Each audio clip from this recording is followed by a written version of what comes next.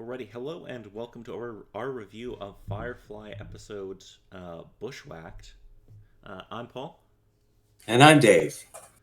Dave, we got some Reaver trouble today.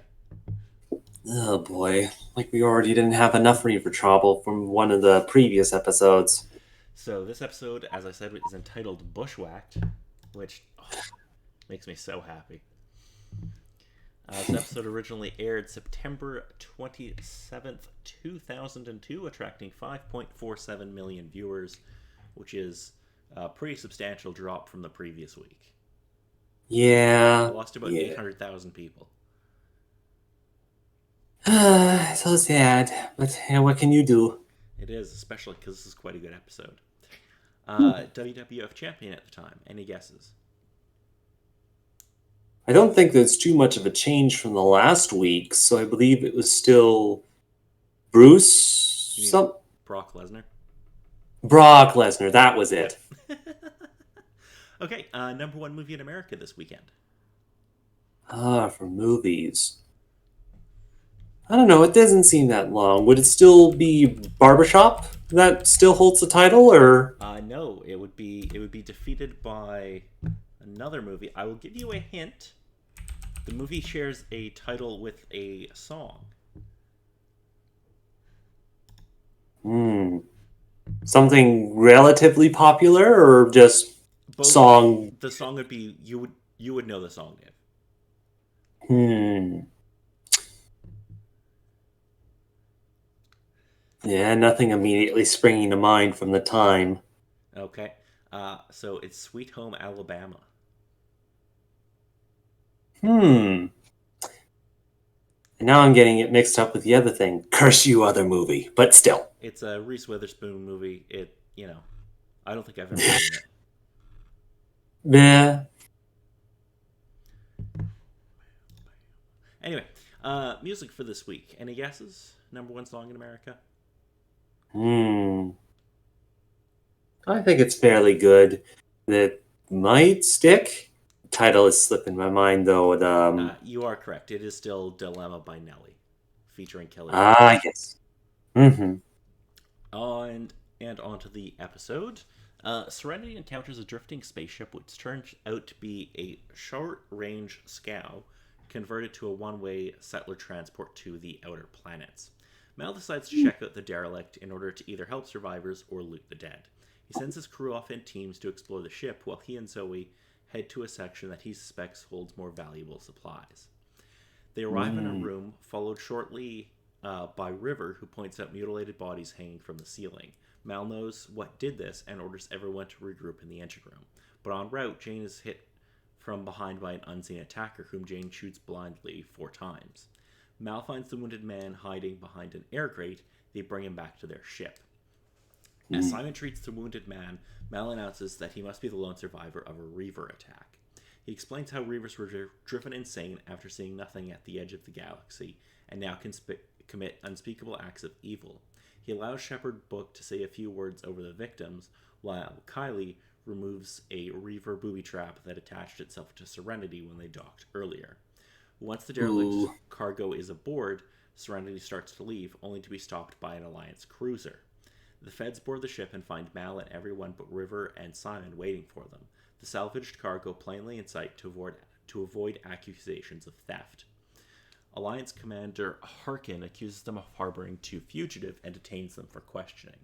Commander Harkin interviews each member of the crew while his crew tend to the survivors and search Serenity. The spacesuit-suited TAMs are detached, clinging to the ship's hull on the outside. Mm. Harkin accuses Mal of attacking the settler ship, revealing that the survivor's tongue had been split and implying that Mal did it to keep him from speaking. Mal, however, realizes that the survivor is becoming a Reaver, having been traumatized by what he witnessed. Harkin dismisses Mal's idea as nonsense designed to avoid blame. As Harkin prepares to confine Mal, his lieutenant informs him that the survivor has killed the medical personnel attending to him and is loose on the ship. Mal convinces Harkin that he knows where the madman will go. Harkin allows Mal to lead him and his soldiers back onto Serenity. The survivor attacks the soldiers, but Mal is able to kill the Reaver, saving Harkin's life. As a result, Harkin allows the crew of Serenity to go, although he still confiscates their cargo. After Serenity undocks, the cruiser is seen firing on the derelict. So what did you think of this episode, Dave? With this episode, it was fairly interesting with coming aboard. The word escapes me, but kind of a thriller more setting with Reaver type person that's on the ship with them, concern of damage and whatnot, as well as them trying to keep secrets of things, as well as the brother and sister hiding from the government and whatnot that were there. Yeah. There's definitely maybe not full on horror, but they're definitely going for more of a suspenseful kind of feel in this episode. Yeah, suspense or thriller kind of style show. Yeah, definitely. But I think the best thing was with all the interviewing and whatnot that they did with each of the ship members. Oh yeah, that's quite fun. I also like that at the beginning of the episode they're playing some like basketball-like game. Yes. And I want more explanation on how that works. Well, I don't really even think that there's much explanation. Again, from what the doctor and the hostess were kind of describing, just something to have some fun with that. And then I sort of thought, yeah, this would probably be an easy enough sort of game to kind of make up and work with. As for their particular score system, there most likely would be one, but any sort of thing to have fun out in space. I also love how when Wash has to go do his job and find the plane or the ship, Kaylee is like, "Hey Simon, why don't you come join us?" And it's like, wow, real subtle. Yeah. It's very cute though. Like, It's very good. I also love what Walsh is like. Oh, we're all gonna die. Who's flying this thing? Oh wait, that's my job. Yes. Oh, and especially with his interviewing sort of thing, the guy most likely asked, So what is it with you and your wife on the supposed crew? It's like, oh, it just goes on an entire explanation of that. And I'm like, it's so good. On the one hand, I wouldn't be surprised, but on the other hand, I wouldn't be surprised if he would have to have a discussion with her after they get back on the ship. It's great because like right before that, Zoe's like, "Yeah, I don't want to talk about our relationship," and then it cuts to Wash, and he's like, "Well, it was her legs." Like, ooh. And he's like, "You can write that down." It's so good. Yeah, it's and just a bit of the explanation or exploration into the characters in that sort of sense. It's like neat. Yeah, it definitely gives you an idea of kind of everybody's personality and does a good job of kind of building on their characters. Alrighty, so did you have anything else about this episode?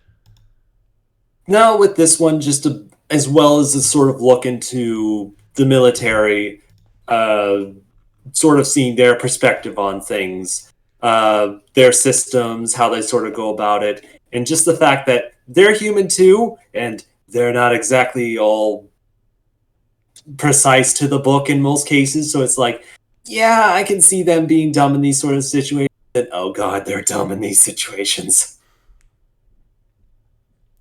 Yes. So the next episode we'll be discussing will be called Shindig. Inara is going to be hired by one of her regular clients and accompany him to a formal dance.